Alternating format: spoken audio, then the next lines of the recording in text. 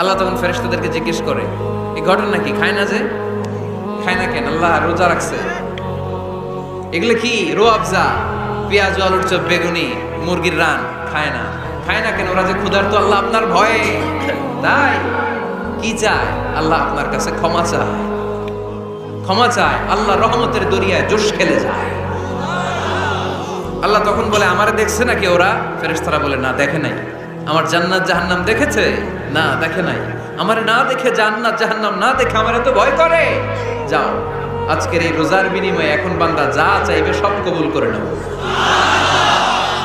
উদু আল্লাহ ওয়া আনতুম মুকিনুনা বিল ইজাবা।